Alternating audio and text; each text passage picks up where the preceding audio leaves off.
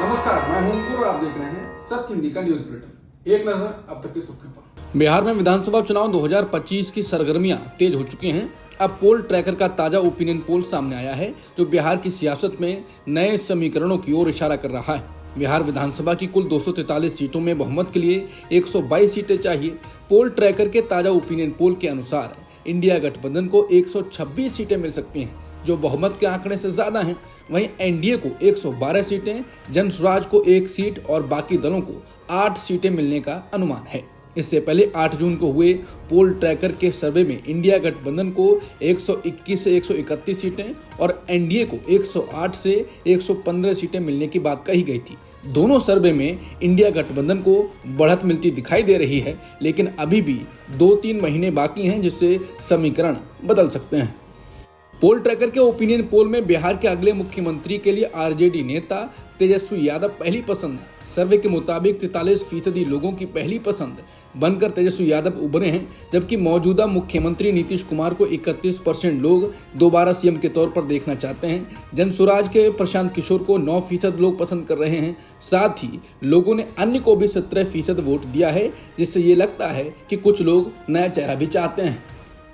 पोल tracker के सर्वे में यह भी खुलासा हुआ है कि बिहार के युवाओं में राहुल गांधी की लोकप्रियता पीएम मोदी से ज्यादा है। राहुल गांधी को 47% युवा पसंद करते हैं, जबकि मोदी को 39% का समर्थन मिला है। बाकी 14% वोट अन्य नेताओं जैसे तेजस्वी यादव या चिराग पासवान के पक्ष में हो सकते हैं। ये ट्रेंड इंडिया गठबंधन के लिए सकारात्मक संकेत देता है। कांग्रेस अध्यक्ष मल्लिकार्जुन खड़गे ने 4 जून को बेंगलुरु के चिन्नास्वामी स्टेडियम के बाहर हुई भगदड़ को दुर्घटना करार दिया। इसमें 11 लोगों की मौत हुई थी। उन्होंने इस घटना के लिए कर्नाटक सरकार के प्रशासनिक कदमों की तुलना उत्तर प्रदेश में जनवरी 2025 में प्रयागराज महाकुंभ मेला और कोविड-19 महामारी के दौरान की हालात से की। खड़गे ने कर्नाटक के मुख्यमंत्री और डिप्टी सीएम और गृहमंत्री के इस्तीफे की बीजेपी की मांग को खारिज करते हुए इसे राजनीतिक अवसरवाद करार दिया। खड़गे ने बीजेपी की इस्तीफे की मांग पर तीखा हमला करते हुए कहा, यह निश्चित रूप से गलत है और हमारे नेताओं ने बेंगलुरु की घटना के लिए माफी मांग ली है, लेकिन क्या महाकुंभ मेले में भगदड़ के बाद किसी ने इस्तीफा दिया? मैं ज्यादा नहीं बोलता, लेकिन लाखों लोग कुंभ में डुबकी लगाने गए थे और मैंने एक बयान पर आलोचना झेली। हमने कई शवों को बहते देखा। उत्तर प्रदेश के डिप्टी सीएम केशव प्रसाद मौर्य कुंभ में बीबीसी की रिपोर्ट पर बोले हैं।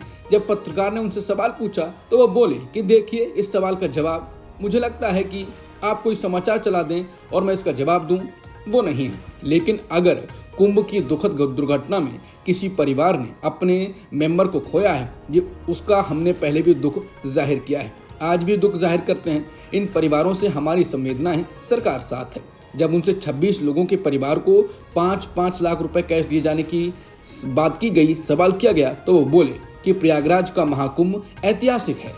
66 करोड़ से अधिक लोगों ने उसमें डुबकी लगाई। ये एक दुखद दुर्घटना है, उसका हम लोगों को खेद है। उसमें जिन परिवारों ने अपनों को खोया है, उसके लिए प्रधानमंत्री और मुख्यमंत्री ने दुख जाहिर किया है। यानी केशव प्रसाद मौर्य ने कोई जवाब नहीं दिया, बस शब्द बोल दिए।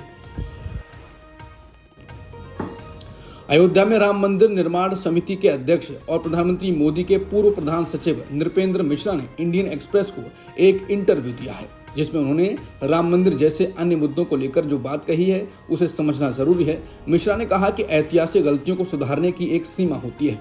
समाज को अतीत के बजाय भविष्य की ओर देखना चाहिए और विकास के मुद्दों पर ध्यान देना चाहिए। उन्होंने कहा कि राम मंदिर को सभी ने इसलिए स्वीकार किया क्योंकि ये सुप्रीम कोर्ट के फैसले का नतीजा था।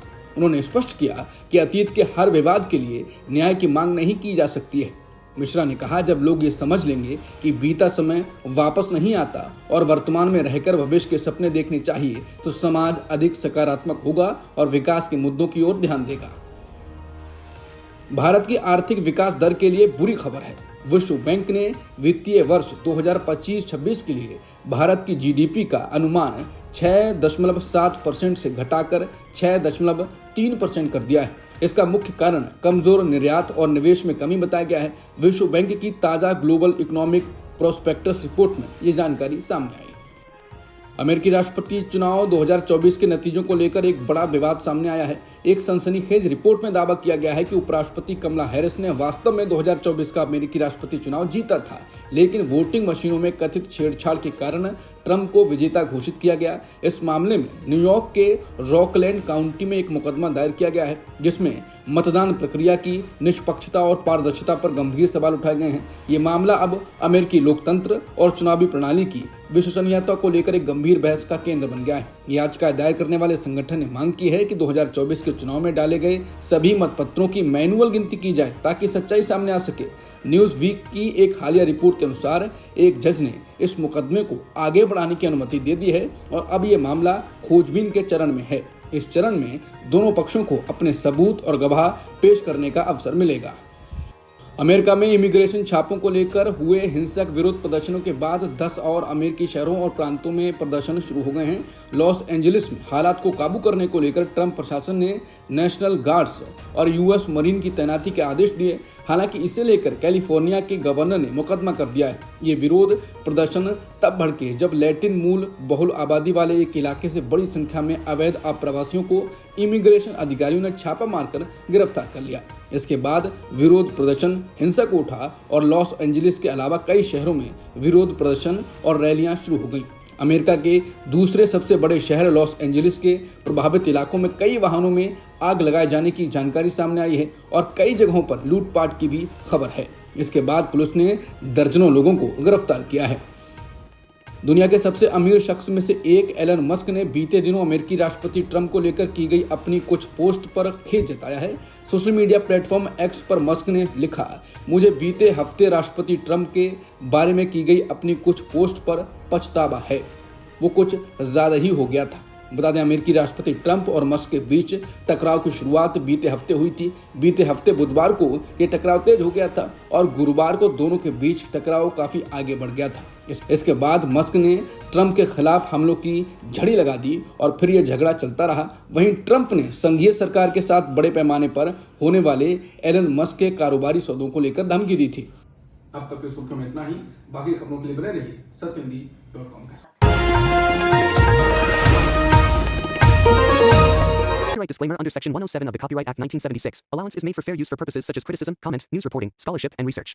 Fair use is a use permitted by copyright statute that might otherwise be infringing.